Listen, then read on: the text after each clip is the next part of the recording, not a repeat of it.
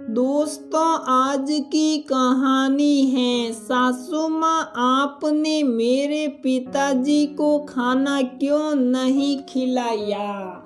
दोस्तों, कहानी शुरू करने से पहले अगर आपने हमारे चैनल को सब्सक्राइब नहीं किया है तो सब्सक्राइब कर लीजिए ताकि आपके पास पहुंचे हर नया वीडियो।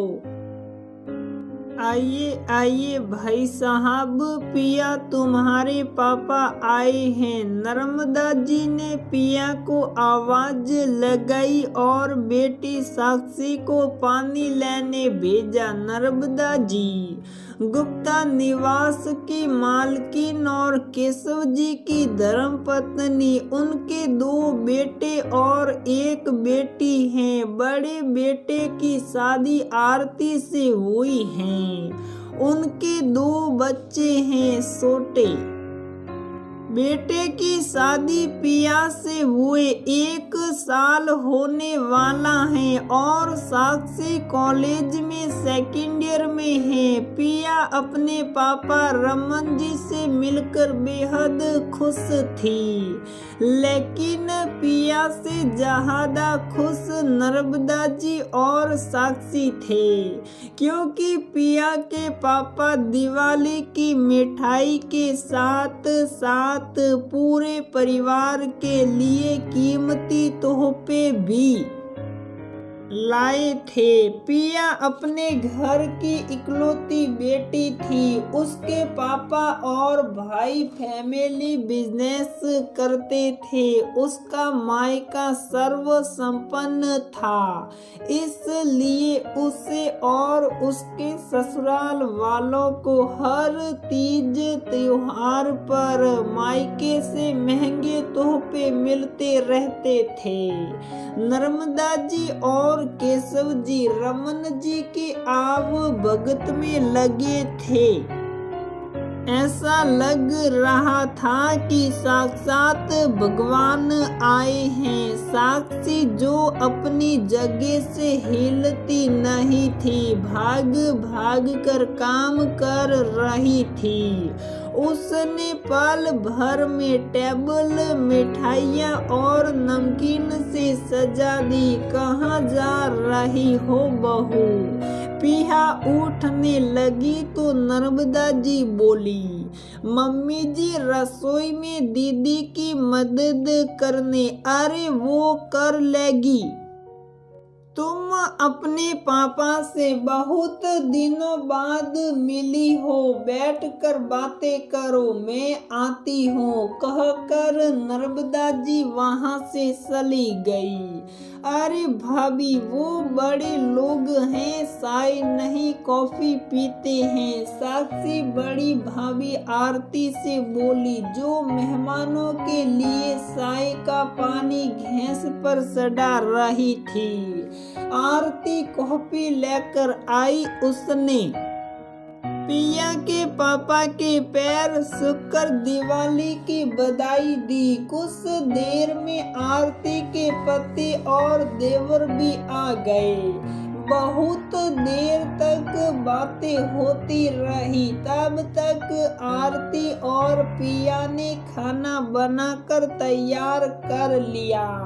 अच्छा भाई साहब, मैं चलता हूँ, पिया के पापा बोले। आप बिना खाए कैसे जा सकते हैं? खाना तैयार है। खाना फिर कभी खाऊंगा, अभी इजाजत दीजिए। नर्मदा जी और केशव जी के बहुत मान मनुहार करने पर वह मान गए।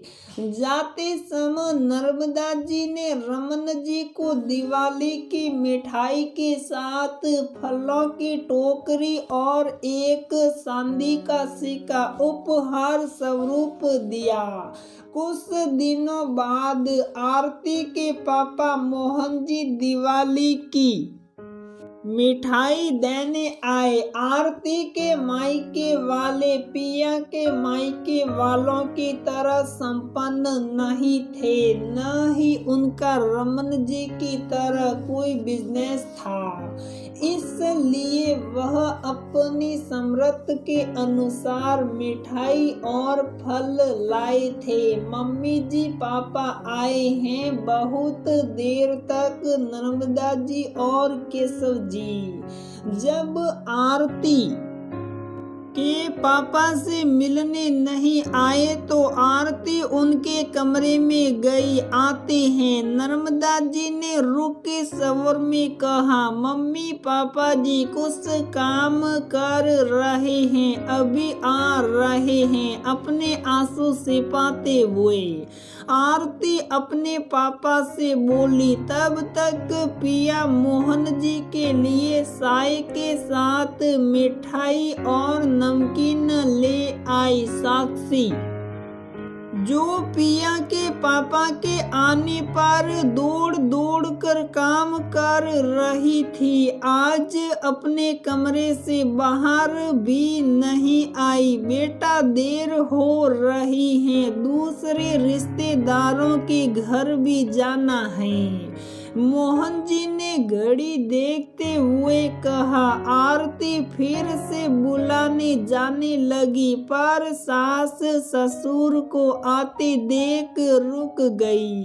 नमस्ते भाई साहब, दिवाली की बहुत बहुत बधाई आपको भी। नर्मदा जी और केशव जी ने उनसे ज्यादा बात नहीं की। मोहन जी असहज महसूस करने लगे, इसलिए थोड़ी देर बाद उन्होंने जाने की इजाजत मांगी। नर्मदा जी ने उन्हें न रोका, न खाने के लिए ही पूछा। उन्हें जाते हुए सिर्फ मिठाई का एक डिब्बा पकड़ा दिया। आरती को अपने पापा का अपमान बर्दाश्त नहीं हुआ। वह अपने कमरे में जाकर रोने लगी। जब रोकर दिल हल्का हो गया तो नर्मदा जी के कमरे में गई। मम्मी जी, मेरे पापा भी आपके समधी हैं, फिर उनके साथ ऐसा भेदभाव क्यों? हमने क्या किया? आपने उन का अपमान किया। वो कब से बैठे आपका इंतजार कर रहे थे। पहले तो आप दोनों देर से आए और फिर उनसे ढंग से बात भी नहीं की। तुम्हारा क्या मतलब है? उनकी आरती उतारनी चाहिए थी। अपने पापा की बराबरी पिया के पापा से कर रही हो। पिया के पापा बड़े आदमी हैं। वह कितना सामान लाए थे और तुम्हारे पापा ने एक मिठाई का डिब्बा पकड़ा दिया। जो जितना लाएगा उसे उतना ही वापस करेंगे। जिसकी जितनी आर्थिक स्थिति होगी उसी के अनुसार तोहफे लाएंगे।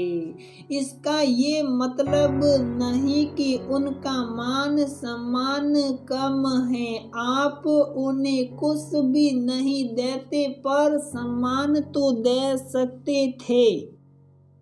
उनसे दो मीठे बोल तो बोल सकते थे।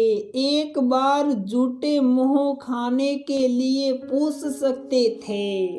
आपकी भी बेटी है, कल को उसकी शादी होगी। उसके ससुराल वाले आप दोनों के साथ ऐसा व्यवहार करेंगे तो आपको कैसा लगेगा? एक बार जरूर सोचिए। नर्मदा जी और केशव जी स्तब्ध होकर आरती को देखने लगे।